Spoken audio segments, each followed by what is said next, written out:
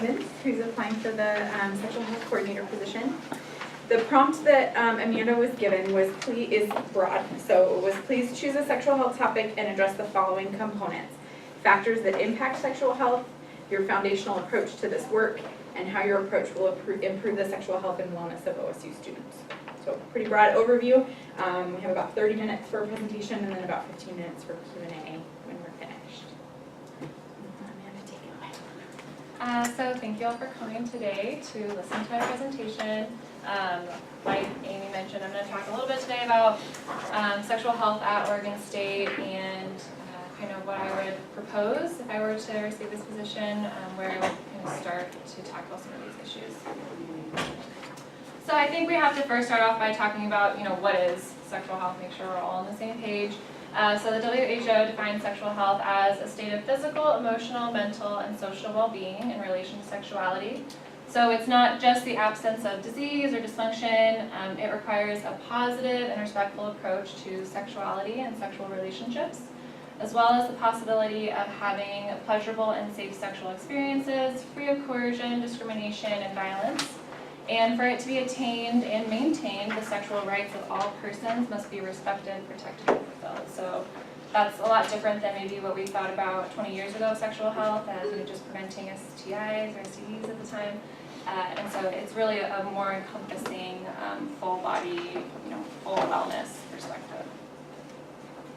So when I first thought about this prompt and sexual health at Oregon State, coming from a public health background, we think of what are the social determinants of sexual health, right?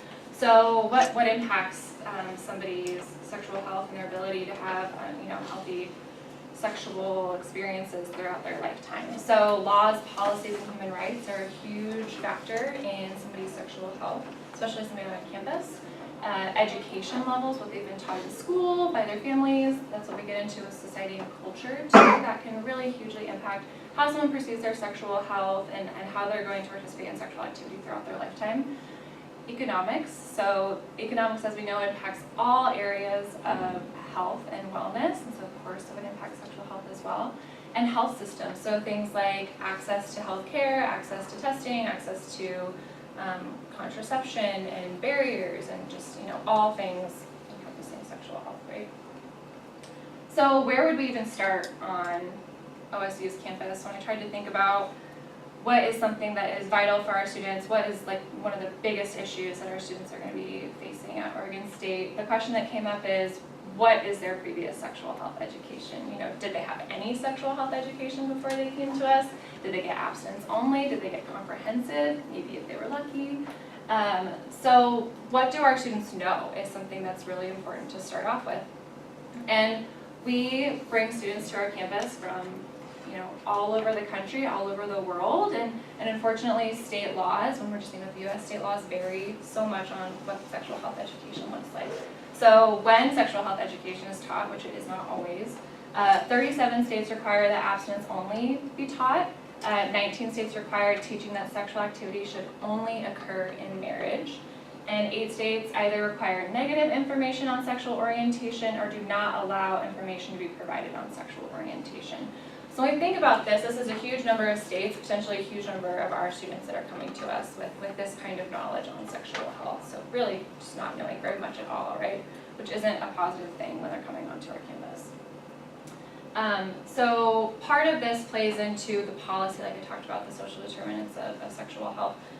This is mostly because of policy that's happening in our country. And so just to kind of further get into what our students might know, 36 states and 6 territories applied for Title V abstinence-only funding, which requires that their state teaches abstinence-only sexual health education, which specifically when we think about contraception is really damaging because not only are these programs teaching, you shouldn't have sex before marriage, talking, negatively about different sexual orientations, they're also only allowed to talk about contraception when they're emphasizing the failure rates of contraception, which is obviously not helping anybody, right?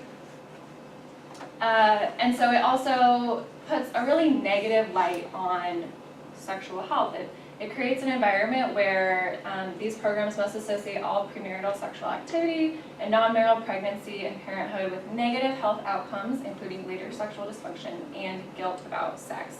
So that's not a great place to start off on when you're thinking about having a healthy sexual life, for your entire lifespan. And so this will bring students to us with a lot of negative thoughts about sexual health, about talking about sexual health, about being sexually active. It brings a lot of guilt and shame when we think about sexual health, especially when we think about, people who are experiencing or who are participating in non-heteronormative sexual activities. They're not going to want to talk about it. They're going to have come from environments where it's not something you talk about. It's not a positive thing. It's not a positive aspect of their personal or educational goals, and that's something that we're going to need to address.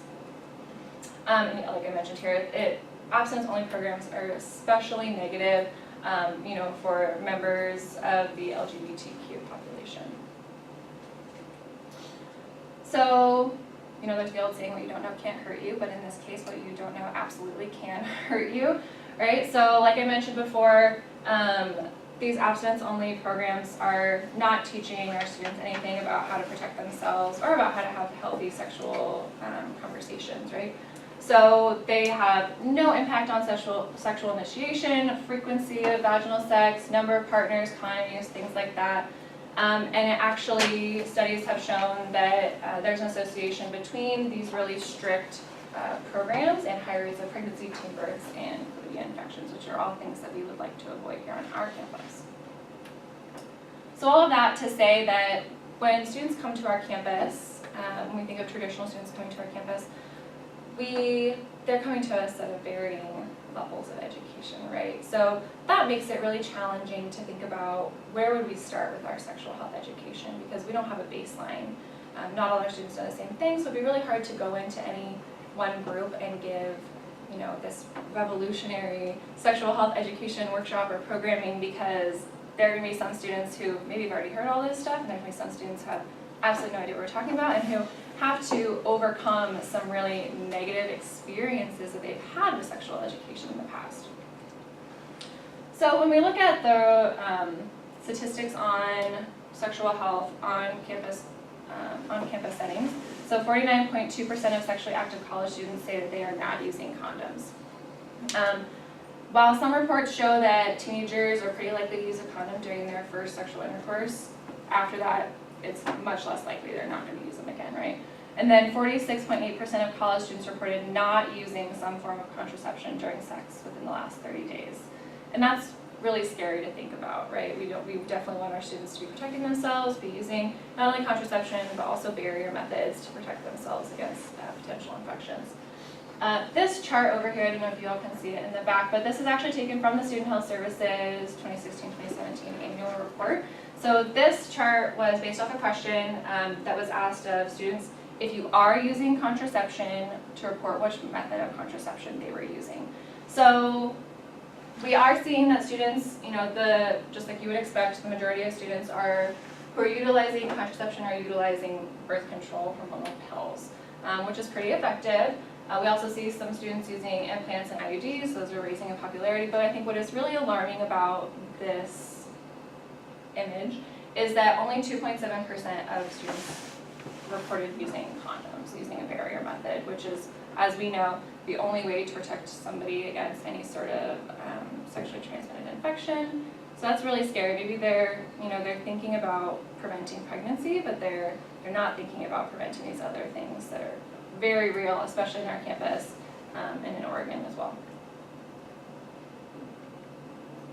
So one of the real huge reasons that this is so important, that it's so scary that so few of our students are using condoms and barrier methods, and so scary that they don't see it as something that's important to their health, is that young people aged 15 to 24 years acquire half of all new STIs in the US. So, we're right at that age. We're going to be having them, they're going to be coming onto our campus right at this prime time when, they could really be contracting a lot of these infections, and so it's really our duty and our job to try and prevent this as much as possible. So when we think about what we could do to help our students and how we could kind of go back and combat maybe the poor sexual health that they've been taught in the past, maybe some of the guilt and the shaming things that they had learned, and how can we really bring all of our students up to speed to live long, healthy, sexually active lives. We think about what is comprehensive sexual education and what should it be providing to our students. So comprehensive sexual education should help individuals to acquire accurate information on sexual and reproductive rights, information to dispel myths, right? So a lot of states do not require that students be taught medically accurate sexual health. And so a lot of what we might be having to do is going in and dispelling myths, talking about how premarital sex does not lead to later sexual dysfunction, things like that that may seem pretty obvious to us, but that a lot of students have had totally ingrained in them for years and years and years. So that's going to be a big piece of what we might need to do on our campus. It's also going to be giving references to resources and services. So as I'm sure many of you know, OSU has just a wealth of resources and services that we're able to offer our students. Lots of sexual health services, testing services, all sorts of resources, but if our students don't know about what those services are, where they can access, how they can access them, they're worthless to us, right? We're wasting our money, we're wasting our time. So a big part of that is going to be teaching students this thing that we are telling you you need, you can get it from us really easily, and you can access all these services through us. The comprehensive sexual education should also help individuals to develop life skills, including critical thinking, communication and negotiation, self-development and decision-making, a sense of self-confidence, assertiveness, ability to take responsibility, ability to ask questions, and seek help and empathy. And so I think that this is something that is newer to comprehensive sexual education than we might have seen 20 years ago. We might have just thought of sexual health education as how to avoid contracting an infection of some sort. But I think now we're realizing that sexual health is really more of a full body, whole wellness experience. And so through working on a lot of these skills, these life skills, that's what's going to really promote sexual wellness throughout the lifetime of our students.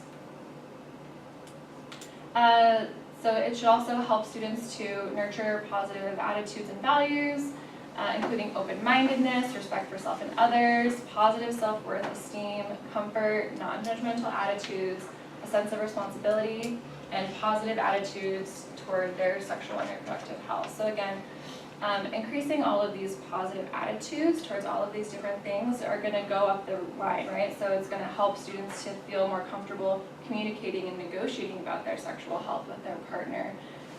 Being assertive, being confident, having the ability to seek help and ask questions. So all of these play into really a well-rounded comprehensive sexual education program. So in thinking about planning some sort of comprehensive sexual education program, it's a pretty big, daunting task. Comprehensive sexual education programs in high schools, for example, can take weeks and weeks and many sessions. And we don't quite have the ability to do that on a campus. As much as we might like to, it's really hard to get students to do something like that, right? So I would suggest working with students and campus partners. So I think that in the past, a lot of times, colleges and universities have tried to integrate partners into their sexual health education and into their workshops and their curriculum. But I think that sometimes in the past it's been focused on faculty and staff working together and partnering together to create these programs. And I think that we need to, when we look at OSU's campus, we have really wonderful, engaged students. From my time here, students are so passionate about the issues that they believe in, and so I think that it would be a waste to not tap into that resource and to not include student voice in the curriculum of our our sexual health education. So I would love to conduct student focus groups and surveys depending on the student's comfortability and the amount of effort that student could give at the time, about what are the barriers have they experienced, what did they learn when they, what did they know before they came to OSU, maybe some things that they wish they had been taught, trying to figure out, okay, where are our students at? What are the things that they are needing to know? What are the things they wish that they had been told before they got to our campus? And trying to begin to build a curriculum based off of what our students are wanting and what they feel is important, right? So I think that before that would start, you would need to do a lot of research, lots of schools are doing really wonderful things with their sexual health education these days. And so going and looking at what other schools are doing and seeing what is working for other schools who put a lot of time into creating really comprehensive sexual education for their students, and then taking it to these focus groups and saying, what about this do you like? What do you think should be different? What would you like to see from your sexual health education? And I think that even thinking about, I have ideas for how programs such as this could be implemented, but I think that talking with students about how would you want to see this implemented, where would you be willing to go to receive this kind of information and this kind of education, what do you think would bring people to the table? I think that our students are such a great resource to us, and so we should be going to them for how they want to learn. So I've listed here just a few campus organizations that I think would be really wonderful to partner with to create a comprehensive, inclusive, intersectional sexual health education. This is obviously not an exhaustive list. I'm sure there would be many more partners who would want to participate and who students would suggest participate. And in the end, all with the goal, like I said, to create a comprehensive, inclusive, and intersectional 1 hour sexual health baseline curriculum for all students at OSU. So my idea would be that, the main issue that I see facing students when they first come to our campus is that they are not all on the same line. We're not at the same jumping off point with every student. And so I think that we need to create a program where we're getting students up to what we think of as a pretty basic level of sexual health education and knowledge of resources and services. And so I think that would be the first step that we would need to create. So what would a baseline workshop like this include, right? So it would have to include some sort of brief overview of sexual behaviors and how to safely participate in said behaviors. Information about sexually transmitted infections, obviously. I think that students of this generation and of my generation and people on this campus perceive sexually transmitted diseases and sexually transmitted infections to be, they don't perceive themselves to be at risk for them. That's why we're not seeing, as much condom use as we would like to see. We have grown up in this generation of many sexually transmitted infections can be cured, they can be managed, and so people don't see them they don't see themselves at risk for this, right? And so staying away from scare tactics and trying to scare people, but talking about what the real information is and what is really happening on our campus, the actual rates of sexually transmitted infections, and letting students know you actually really are at risk for this, and this is something that you really need to have conversations with all your partners about and talk about how important it is. A big part of this program would need to be talking about sexual health communication, so practice and information. So I foresee this as being talking about how do you talk about sexual health, with your friends, with your partners, with your family maybe, and then practicing, so getting into small groups, getting into partner situations when comfortable, and really practicing that communication. I think encouraging sexual health communication between your friends first can help students to feel more comfortable talking about that with their partners, and that can give them really good practice talking about, well, how did you talk to your partner about condom negotiation? How did you address this in your sexual life? I think can be really helpful for students, so kind of nurturing those kind of conversations in their friendships. Like I mentioned, condom negotiation skills are really important. That is one of the main things that we need to talk with our students about. They need to be able and feel comfortable to talk about using condoms and using barrier methods with their partners. It's a must. They need to see it as something. Like consent. It's not something you could do. It's not something that maybe you should do. It's something that you have to do. You have to talk about using barrier methods with your partner. We would also really work to stress long-term individual, personal, and educational goals. So I think that a lot of times, and in a lot of the sexual health education that these students have received in the past, they're going to be learning about how being sexually active can be detrimental to their, their health and all their educational goals, their personal goals, things like that. And I think that we need to rephrase that. I think that from that comes a lot of guilt, a lot of anxiety, a lot of shame when we talk about sexual health, and that keeps students from being open and talking with their partners about sexual health because they see it as something that might hurt their futures, right? But at the end of the day, our students are here to learn. They're here to better themselves. They're here to get an education and go out and, make all their dreams come true. And we need to talk about how sexual health can be a part of that, and it's not something that needs to hinder those experiences, but it can be something that can be a positive part of those experiences. And then, of course, we need to talk about overview of services and resources on campus and in the community, because like I mentioned before, we have so many services and resources at OSU. We need to be letting students know about them, because if we don't, then they're just worthless.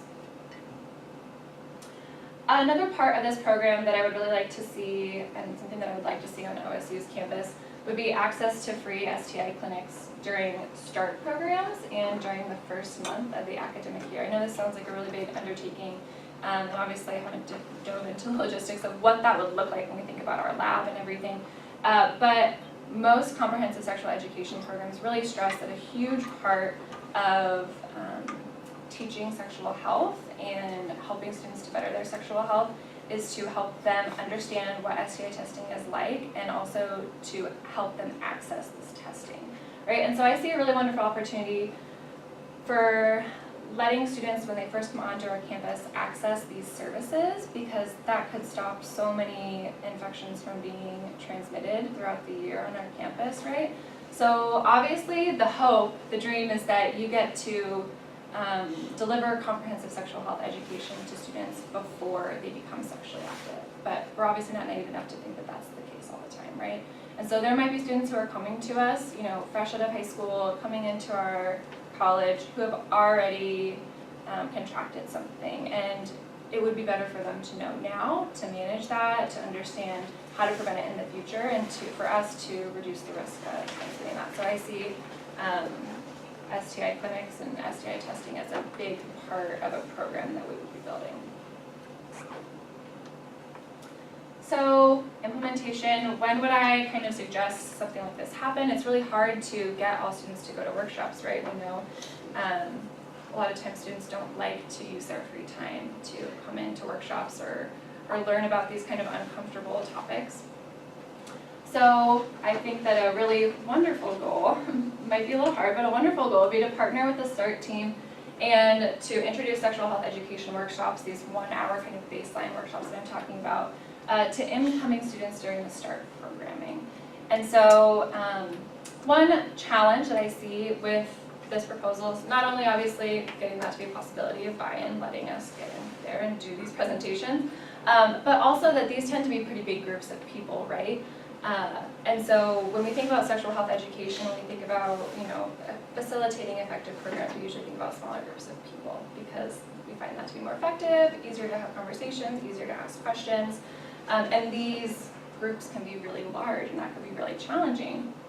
And so I foresee working with students and working with co-facilitators to facilitate a program in which half of it is to a larger audience, you know, 2 people facilitating to a large group of people, say one of the START groups, and then breaking off using student volunteers and student co-facilitators, potentially the wellness agent program that we already have running, to break into smaller groups of 15 or 20 and answer questions, go through role play types of things, and kind of get into those, more into the part of the workshop where you would want to be having conversation and asking questions, and really you know, having people challenge and understand you know, all the basics of this comprehensive sexual education program.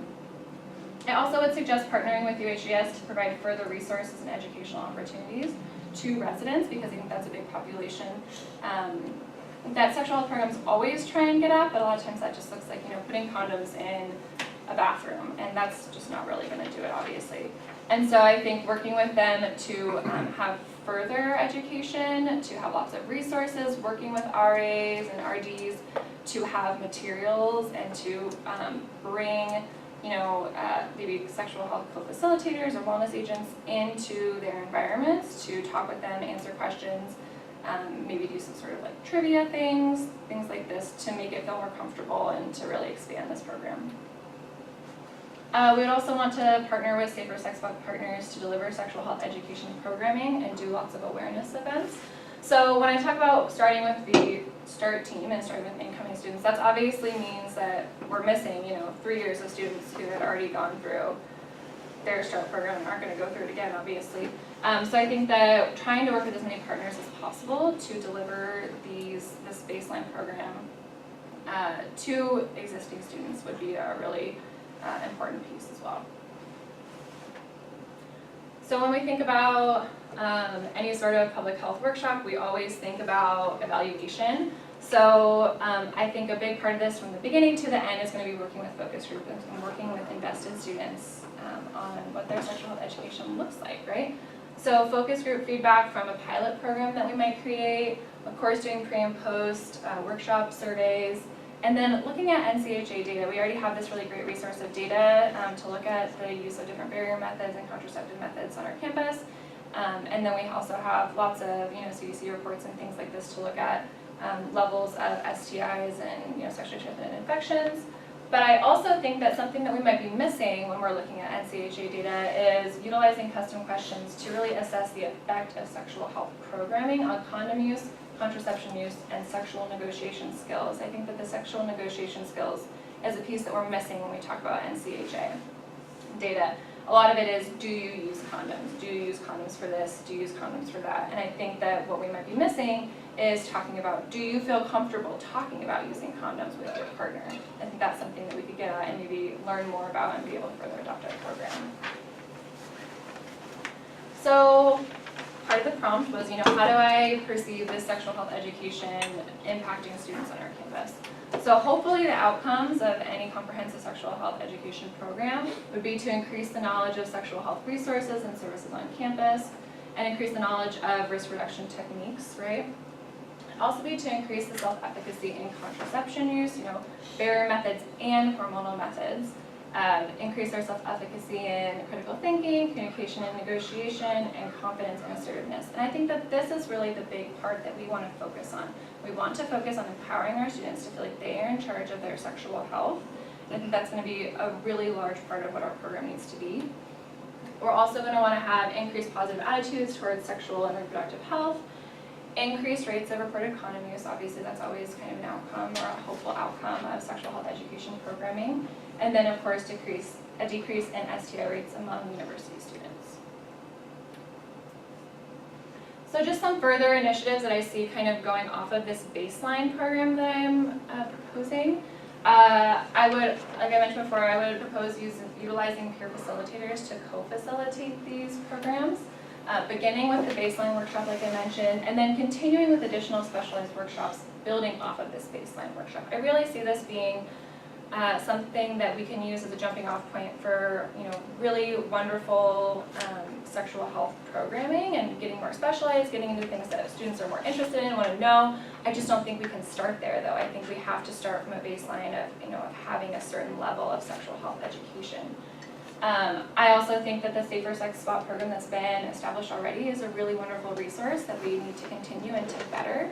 I think that partnering with Safer Sex programs to deliver workshops, host events, and doing that in a more collaborative way, I think would be a really positive experience, not saying, sometimes in programs such as this, it can be, well, I hold all the power, so if I will give you something if you do this for me. And I think going into each relationship with our partners is saying, how can we work this out together? How can we be collaborative, and how can we really make this work for every partner, because not every partner is the same, right? Not every organization we might want to partner with or work with is going to have the same ability to host events or put on programs and things. And so it's not necessarily fair to ask the exact same of every single partner. And so I think being aware of that.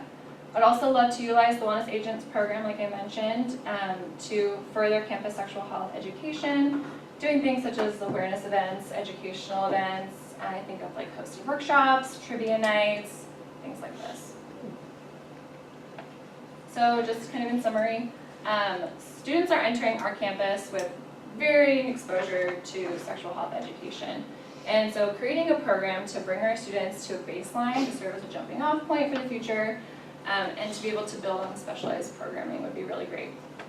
Partnering with campus organizations to create relevant and inclusive materials is going to be super important to make sure that the students even care about our programming, that they think it's even worth their time, and that they're not leaving there saying, well, I already knew all that, why was I here? We also, the goal of I think most programs on our campus is to set students up for the future. So the goal of this program would be to set students up to have a safe, healthy, lifelong sexual health.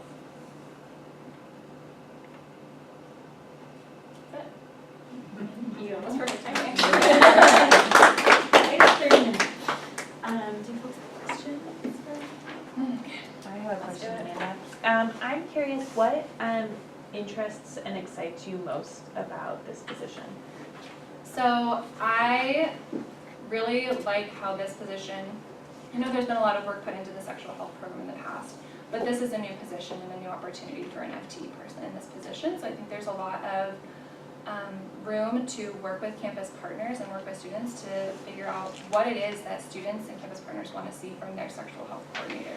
And that's really exciting to me to be able to create kind of this, position with the help, obviously, of other people. I think that sometimes when you enter a position that's already been created, you might fall into things that have just been done for so long, but maybe they aren't really that effective. And I think in this position, we have a really great opportunity to create a really effective, needed program and position and just make sure that it's serving our students the best way it possibly can, and that's really exciting to me. Thanks. Can you describe methods or what exactly you would do as far as getting students engaged? Because I was trying to really, I saw you talked about ideas and stuff, but the engagement of students, especially students that come from marginalized communities or don't identify as you. Yeah, so I think that my hope would be that if we were able to be included in the START programming, that we would be able to provide a program that was, that students who maybe don't normally feel like they relate to typical programming or it doesn't relate to them, it's not relevant to them, they would see that, oh wow, this programming actually, that makes sense for me, or that speaks to who I am in my lived experience. And then that would be able to be a really wonderful jumping off point into involving them in future curriculum and in future activities. I also think that working with a lot of the resources we already have, so lots of the DCEs and different partners on campus, going to them and asking, what do your students want to see? How can we be a better program for your students? I think would be a good place to start. Jumping off of that, Amanda, how would you, I'm going to assume that a large number of students think that they know everything they need to know about sex. And so then how, jumping off of Terrence's question, what kinds of campaigns or what could you do that could heighten their awareness that perhaps there are new things that they need to learn so that they would want to come to one of your programs? Yeah, so I think that's always a really good part, right? We come on to, we all remember being 18, we all come on thinking we know everything, right, about everything, and we're like totally adults. And so I think that working with student volunteers and working with student facilitators and wellness agents to kind of pilot what kind of campaigns they would be interested in. I think a lot of times working in student affairs, sometimes we can think, oh, well, that looks good, or I think that's interesting, and students are like, that is really boring, I don't want to look at that, or I don't care about that. And so I think trying to pilot everything through students. At the end of the day, I just think that student involvement makes every program better, and make every initiative better. So I just think working with students to try and figure out what would catch their eye, what did they not know, what would have made them interested to come into a program. I felt like I'm a little redundant too. Because I was sitting here thinking just about the hook to get students to come to a workshop about sex. When even you're looking at it, most of our students don't talk about sex without making it a requirement. Because there's some programs that we kind of make them go to that's a requirement. I think fraternity sorority life, a lot of programs we make it a requirement. But what is something that can grab students to be like, like I seen trivia nights you had on there or something like that. But what is something that can be the hook that would get students like, oh yeah, I want this workshop, or if it's that start like, ooh, mom and dad, because normally they're here drill start, like I want to go to this workshop. Right. Like, yeah, I think that's always the challenge in student affairs. I remember when I was here trying to convince students to come to workshops is really hard, especially in a place like at OSU where we're so blessed to have so many wonderful resources and services. and lots of presentations and workshops and events. Sometimes, students can get exhausted and they can be like, well, this one's flashier, so I'm gonna go. You find yourself in constant competition with other departments to get students to come to your activities and your workshops and things. And so I think just trying to, again, I'm just gonna say, working with students to try and figure out what they would be interested in coming to. I found when I was here on campus that students really enjoyed going to places and doing trivia nights. If you could get a hosted trivia night at somewhere, that would maybe get students interested in a program, and then you could kind of talk about what the services are and what the different opportunities are. I think that we would love for all students to be going through these workshops, but I also think that marketing it in a way of if you want to be further involved in your campus community, you can come and you can be a volunteer as well. So just trying to figure out every avenue that we could possibly get students to be interested in something like this.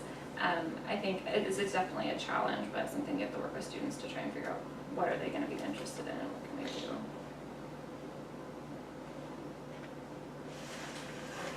I see on a regular basis students who come into the lab for STI testing who appear to have finally worked up the courage to come in, but who are also literally scared to death about their parents finding out that they're accessing these services. That's a barrier that I've just started to clue into.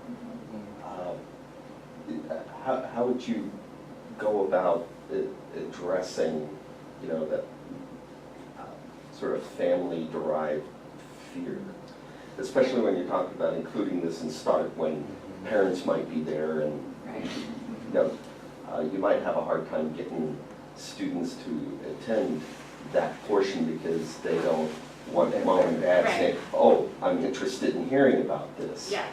Yes, absolutely. So I thought about that when I was thinking about the program and including the sexual transmitted infections testing into that part of the program.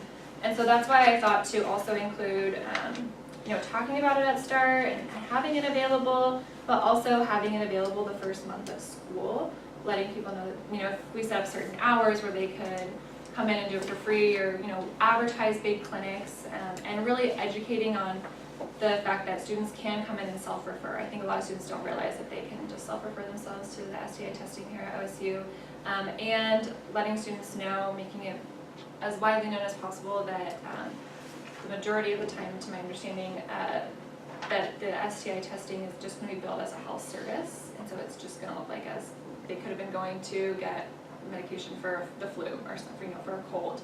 It's not going to say STI testing on the bill that might be sent to their parents, and so I think that as soon as students know that, it could kind of take away that barrier. I also think that working with the physicians and the providers downstairs in the student health services to be suggesting, STI testing, even when students come in, for something completely unrelated, just saying, maybe having some sort of pamphlet or having some sort of suggestion saying, oh, did you know that you can go downstairs and get STI tested if you'd like to, when students come in for a physical, for what have you, working with providers to try and make that more known, because I think when students are already in a healthcare setting, then if they know, oh, so I'm already here, getting a physical, maybe I can go and do some STI testing as well, then they might feel more comfortable and more able to do so. Thanks, and then just one more thing, just an observation, something I've noticed over some time is after breaks, like Thanksgiving or the between term breaks, when students come back, we see a huge surge of students coming in for STI testing. So it seems like a lot of our programming is focused on what you do here on campus. How would you integrate, making that a part of their lives no matter where they are? To me, I'm probably under the false impression that they're going home and it's like a free-for-all, and now they're coming back and they're trying to be safe again. It seems like a little bit of a disconnect maybe of what we're trying to do is teach them lifelong skills and things that they... Right, yeah, so I think that part of the issue with a lot of sexual health programming currently at some universities and in high schools specifically is it's just kind of teaching you what you can do right now. So instead of talking about here, like, let's get comfortable going to the store and buying condoms, because that's a huge barrier for people, right? They don't want to go to the checkout stand and buy condoms. It's like embarrassing, they don't want to do it. So instead, schools just hand out condoms and say, here comes your free condoms, and then when students aren't on campus, they don't have that because they don't feel confident going to the store and buying them. So I think that obviously providing all those resources is completely necessary and we should continue to do it.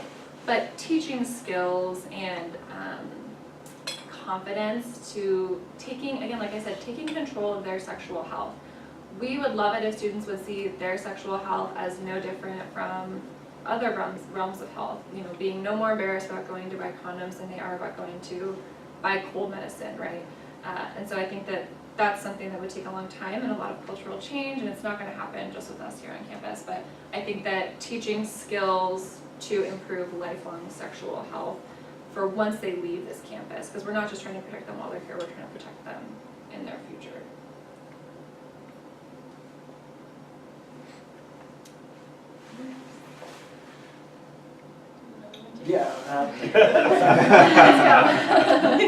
So if you were given this position, right, and you have this position with no barriers, nothing in the way, and what would you do in your first 90 days of the job? And there's no limitations, it's like, go for it. What would you do? My first 90 days. So my first 90 days would probably be over Christmas break, so there's less students here. But I think just really trying to get into as many campus partners as I possibly can and establishing, you know, this is who I am, this is what my job is. There's a lot of room for, you know, for my job to be what you all as campus partners think is important, and trying to get feedback from that right from the get-go.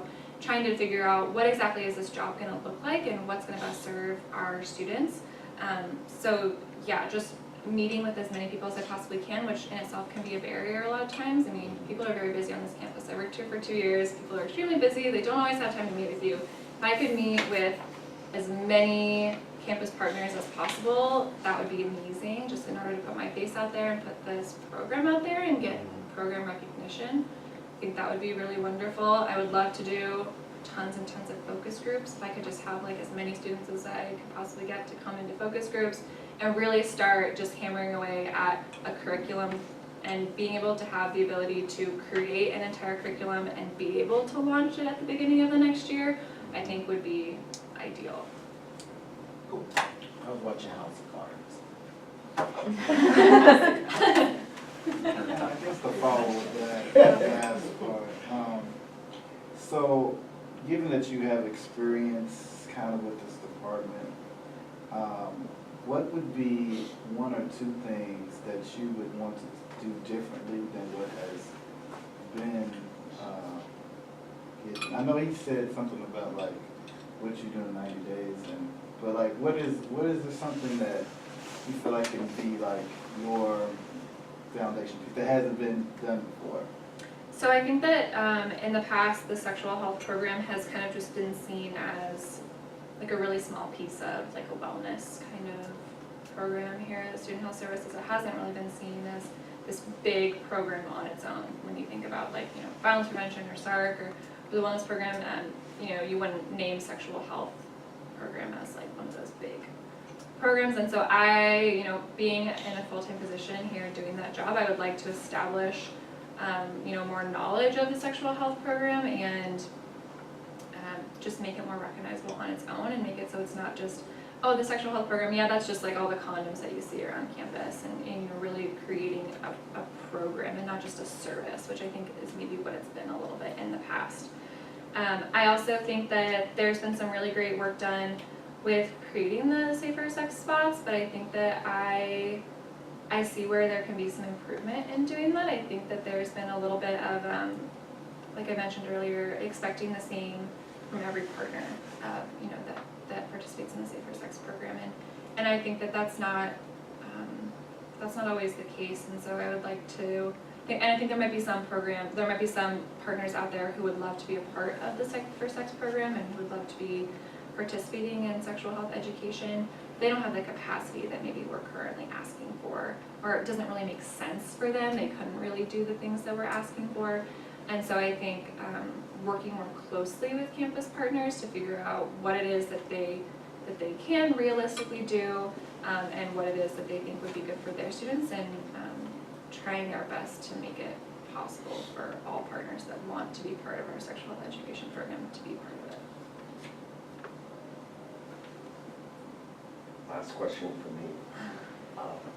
You mentioned in your presentation, doing free STI clinics. That's a great idea. Yeah. STI testing is not an inexpensive endeavor. Yes. So that has to be covered one way or another. I've heard this idea mentioned, many times previously. Nobody's been able to really get that off the ground, and I think funding is probably a big part of that.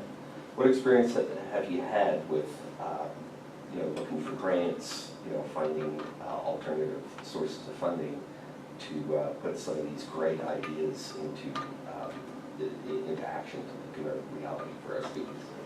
Yeah, so my experience in looking for funding and looking for resources basically to make services available when I was working as a student advocate at Abby's House at Western Oregon University during my undergrad. When I was there, there was a group of a couple of us who took on a project of trying to get free contraception onto our campus, because at the time the university that I went to was much smaller than OSU, and we didn't have free contraception on campus. It was not available. If there were condoms on campus, they were just provided through RA, like housing funds. That's what that RA decided to spend their funds on that month, so maybe there was, maybe there wasn't. We didn't have any services like you all have here at OSU.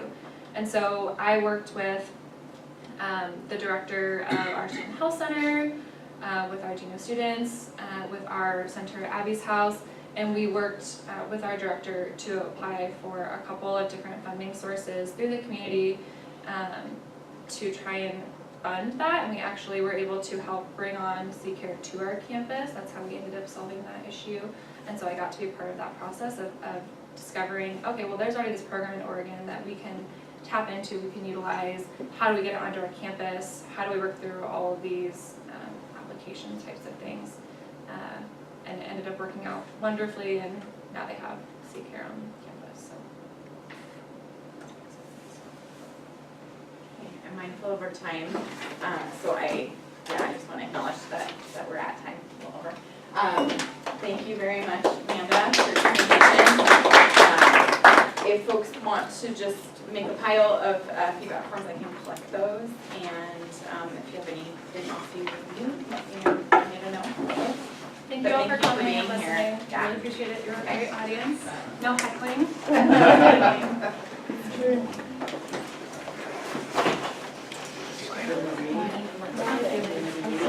Yeah, I have a lunch break. But are you free around like 2? Okay, I have something for you as well. Thanks, Timothy. It was nice to meet you. Thank you.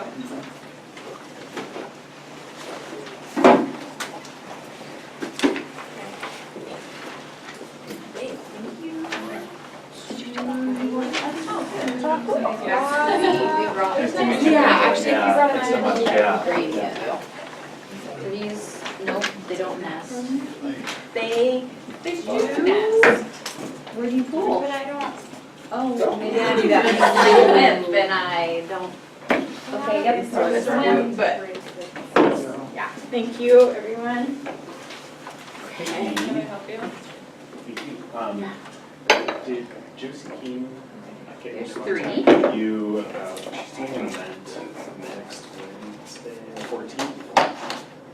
That's name not ringing a bell at all. Our ASBC Wellness Coordinator. Yeah. I mean, I met with her. I know who you're talking about because I met with her with Jenny earlier. I haven't. Okay. Not that I'm aware of. She's doing Related to sexual health or? sexual health.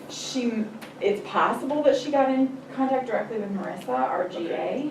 I can ask Marissa, Okay. but I haven't seen anything from I'll connect with her too. I'm just Okay. kind of, it was happening while I was gone, so I'm closing the loop, Yeah. but I want to make sure. I haven't seen any emails myself from Josie, but it's possible that Marissa has, so I can, try to connect with Marissa today to see if she has, and if not, I can try to loop back with you. Okay. Yeah. And I'll loop. Close the loop also on the other end, okay, thanks so much. See you. Nice to meet you. You too. Okay, I'm gonna step these up, but not with your resumes. So they're not just randomly floating around here. Awesome, okay, perfect. I'm gonna just leave these here. Actually, I like, I'm gonna take them. I'll need them later. Great job, thank you. Do we need to do anything with your, is it just? Oh, I just need my flash drive. Is it in there or is it this one? Yeah, this is right here. Do you wanna No, pull it out or I can I'll just just pull it out. sure? It's okay.